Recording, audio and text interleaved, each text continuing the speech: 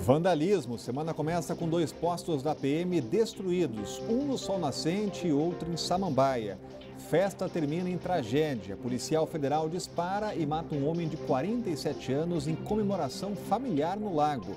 PEC do teto de gastos. Presidente Temer fala que nem pensa em plano B e Rodrigo Maia acredita em quórum para aprovação em primeiro turno hoje.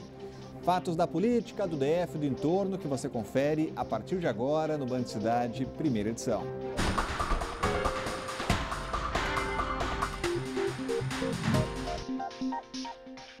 Olá, uma boa tarde a você.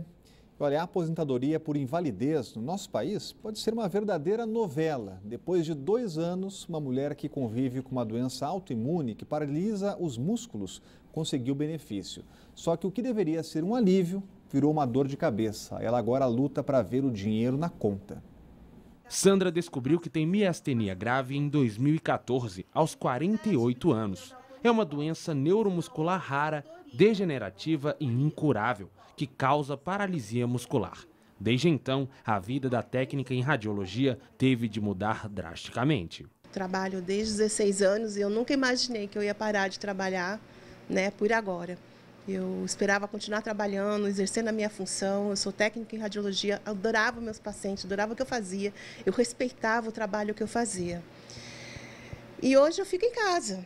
Como a doença impossibilita Sandra de trabalhar, ela tenta há 2 anos a aposentadoria por invalidez. Depois de 5 visitas ao INSS, o pedido para a aposentadoria foi enfim feito no dia 19 de julho. O prazo dado para tudo ser resolvido foi de 10 dias. E nada. Depois, a Previdência mudou para 45 dias. E nada de novo. Já se passaram 2 meses e o processo não foi concluído. Eu me sinto verdadeiramente traída pelo nosso país. Porque, na verdade, a gente paga o FGTS. A gente manda o dinheiro para o INSS do nosso salário. A empresa que eu trabalho, ela pagou também. Então, é um direito do cidadão. Eu não estou implorando por uma coisa que não seja minha. Eu estou implorando por uma coisa que é meu. Os custos do tratamento também são altos. O plano de saúde não cobre alguns exames. E Sandra, sem trabalhar, ainda tem que arcar com os gastos do tratamento, o que dificulta que ela faça o tratamento completo. O motivo da fisioterapia é para não atrofiar o músculo.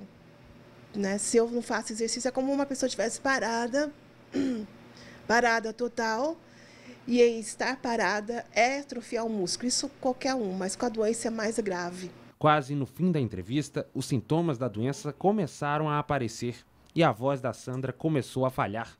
Preocupada com a situação e o futuro, ela faz um apelo. Quero viver, eu quero ficar muito tempo. Eu tenho uma filha de 15 anos, eu tenho um filho.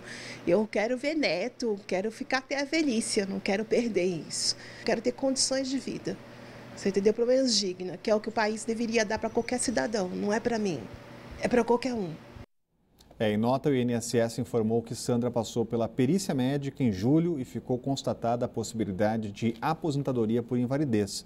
Mas o benefício só vai ser liberado depois de uma análise técnica feita por um segundo médico. Não há prazo para que o resultado e nem previsão de quando ela começa a receber a aposentadoria.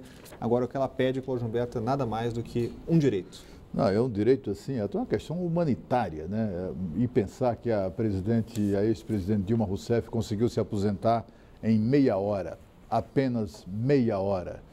Foi o que aconteceu no último dia do governo, né? Ela já sabendo que ia tomar o pé no traseiro em votação no Senado Federal, o que é que ela fez? Acionou o vice-ministro, o secretário-geral, o secretário executivo do Ministério da Previdência, para ir lá entrar por uma porta lateral, com subterfúgios, etc. e tal, queimou inúmeras etapas, várias etapas e se aposentou rapidamente. Já a dona Sandra, apesar da doença grave, apesar da aposentadoria por invalidez, continua sofrendo para poder exercer os seus direitos mais elementares. Que país é este? E a polícia busca os suspeitos de depredarem e atearem fogo em 2 postos comunitários de segurança da Polícia Militar nesta segunda. No Sol Nascente, a unidade foi atacada com pedras. E em Samambaia Sul, os vândalos colocaram fogo. Só este ano, 8 unidades da PM foram alvo de bandidos. Os postos desativados da Polícia Militar continuam sendo alvo de vandalismo. Nesta segunda-feira, mais uma unidade do Distrito Federal foi incendiada. dessa vez em Samambaia Sul. As fotos foram feitas por moradores e mostram o tamanho do estrago. A estrutura foi completamente destruída. Não houve feridos. Desde o ano passado, o governo revelou a intenção de reabrir as unidades desativadas. Elas deverão funcionar em um novo modelo, como ponto de encontro cultural. Cada estrutura foi construída ao custo médio de R$ 130 mil. E essa imagem de ferro retorcida é a imagem da falta de segurança no DF. E da falta de responsabilidade também, né? Afinal de contas, milhões e milhões de reais, 40 milhões de reais, foram tirados do nosso bolso exatamente para pagar isso, para pagar os postos comunitários de segurança. No começo, era apenas um posto de encontro de policiais para bater papo, porque segurança mesmo eles não davam. Eles se recusavam a sair do posto para atender uma ocorrência até a poucos metros de distância, alegando que não poderiam, estavam proibidos de abandonar o posto. Aquilo ali já era uma manifestação da mais absoluta má vontade com que a Polícia Militar sempre encarou essa questão aí dos postos comunitários. Depois eles foram sendo abandonados aos poucos, até que virou um ponto de encontro de delinquentes, um tapa na cara da sociedade e uma desmoralização total. Virou motivo de piada a Polícia Militar, de deboche em todo o Brasil, com os bandidos, os delinquentes, simplesmente destruindo, queimando postos comunitários de segurança, que viraram, portanto, pontos de encontro de bandidos e agora vão virar pontos de encontro cultural. Segurança que é bom, nada. E os deputados devem votar hoje no plenário da Câmara a PEC que limita os gastos públicos. O governo está confiante e a oposição promete fazer barulho. Partidos adversários entraram com mandado de segurança no Supremo Tribunal Federal e os detalhes chegam ao vivo com a Renata Dourado, mas já tem novidade no Supremo, né, Renata? Uma boa tarde. Olá, Rodrigo, muito boa tarde para você, para o Cláudio Humberto, para todos que estão aí nos acompanhando. Exatamente isso, né? Então, há essa expectativa aí de que seja votado ainda hoje. Os debates já começaram lá no plenário. Agora há pouco, o presidente da Câmara, Rodrigo Maia, já disse que vai colocar em votação. Essa votação deve acontecer lá para as 7 horas da noite. Até meio-dia, você tinha aí o número de 293 deputados. Então, a expectativa, de fato, é que seja votado hoje. Também existe essa expectativa aí dessa decisão do Supremo. O ministro Barroso é o relator, né? A decisão, de fato, pode sair a qualquer momento. Então, a oposição alega inconstitucionalidade, pede para que essa PEC seja arquivada, dizendo, por exemplo, que fere os outros poderes, a autonomia, a liberdade dos outros poderes. Inclusive, a própria Procuradoria-Geral da República também emitiu um parecer dizendo a mesma coisa, que fere também a liberdade, a autonomia dos outros poderes e também do Ministério Público Federal. Ocorre que, para o governo, essa medida é considerada prioritária, fundamental para o reequilíbrio das contas públicas. Ontem, o presidente Michel Temer ofereceu um jantar, nós temos aí imagens, né? 400 parlamentares foram convidados, você vê aí um grande congestionamento, digamos assim, em frente ao Palácio, aí já é o jantar, 270 parlamentares participaram aí desse jantar. O governo, Rodrigo, alega que já tem aí algo em torno de 350 votos, serão necessários os votos de 308 deputados, isso para votar em primeiro turno. Então, como a gente vê aí essas imagens do jantar, e o próprio presidente também fez um apelo aos deputados que estavam lá presentes, vamos ouvir.